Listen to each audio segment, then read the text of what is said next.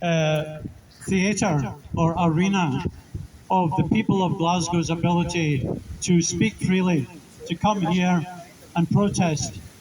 And for 4 years, there's been a movement that has had monthly or bi-monthly gatherings at the obelisk or here and elsewhere in the park.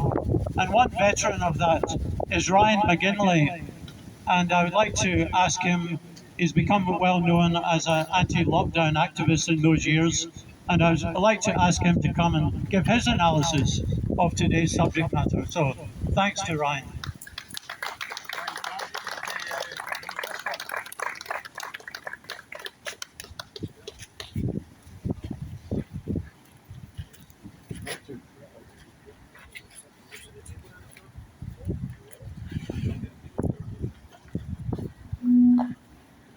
One, two, 1, 2.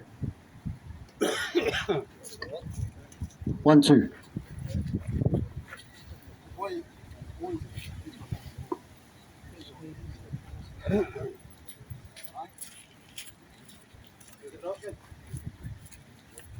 Thanks for letting me speak, Colin.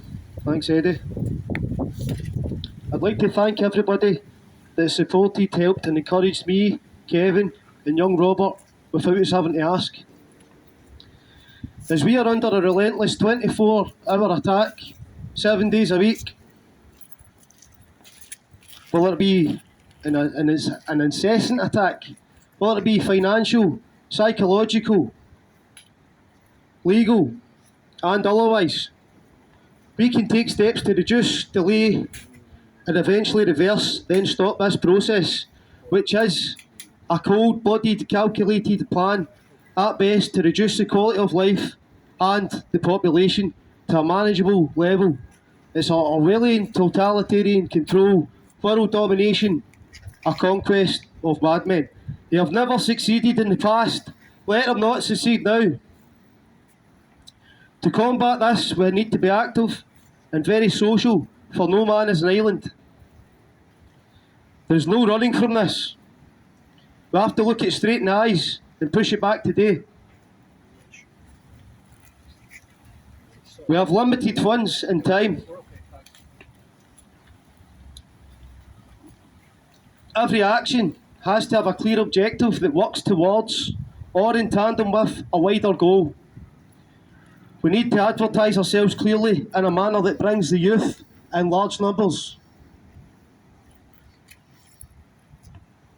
Keep the message simple so that unawakened masses can understand without portraying our core principles. Time is of the essence, as our opponents are recruiting and planning many an action with a seemingly near unlimited budget. We have authenticity on our side. I, for one, am open to any ideas on how to help this. That is how to get the youth on board en masse. This is a top priority for the movement, as any successful movement historically is fought and won by men and women between the ages of 17 and 25. 17 and 25. Think our youth today. It's a pretty worrying statistic. What's the first thought of a late teenager? PlayStation, marijuana, lethargy.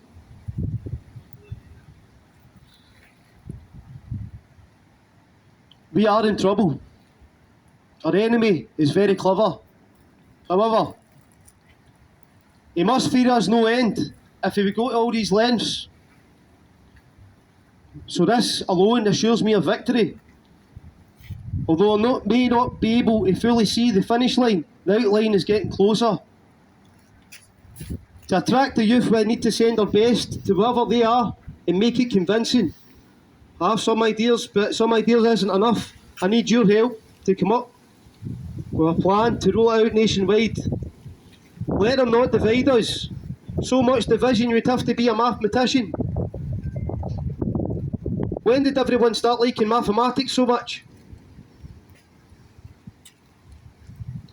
I am a non-partisan. I reject the left, I reject the right of centre, and the left of centre. Neutrality is key. Otherwise we're falling into the Hegelian dialectic, as we well know. Divide and conquer, divide and rule. Invite you to unite against polarisation, politically and mentally. Aim for balance, not imbalance. A healthy mindset is imperative to peace, if that's what you desire. Foreign countries funding foreign wars only prolong the conflict. Stop funding Palestine. Stop funding Israel. Stop supporting Ukraine. Stop supporting Russia. Here, here. The strong take over the weak, the arms sales go up, the banks get their business, politicians get their profile, the media get their story. In the words of Edwin Starr, war, what is it good for? Absolutely nothing. The most important thing we have in this world is our own people. And for these people, and for the sake of these people, we will never tire, we will never lose hope, we will never slacken, and we will never capitulate, and we will never despair. Thank you for listening. Thank you. Thanks very much, Ryan. And one thought occurred to me when you were mentioning younger generations and getting involvement from them in such a movement as this.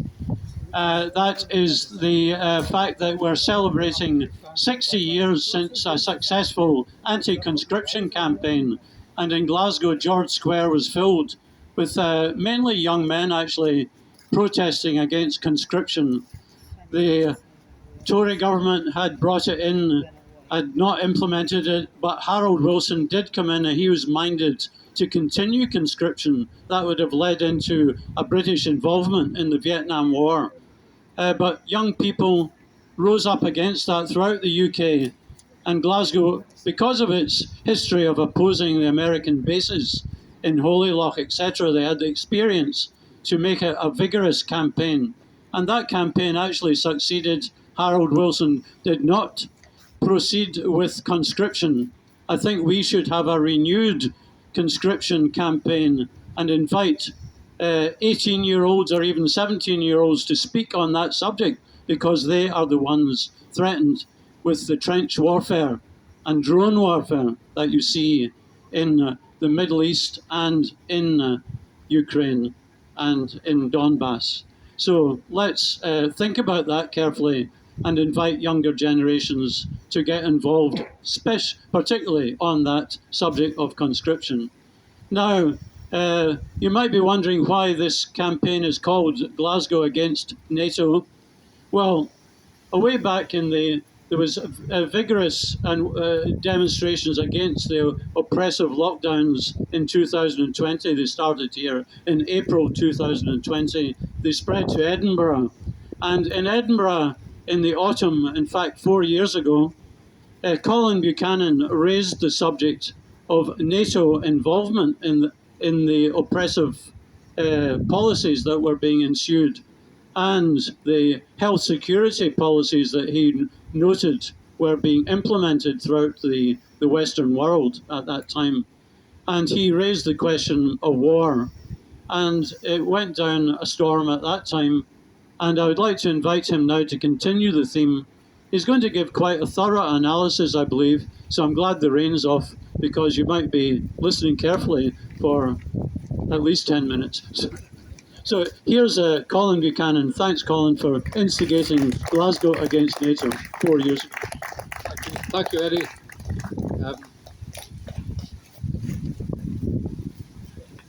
I think I'll start actually with, can you hear me okay? Is that quite clear?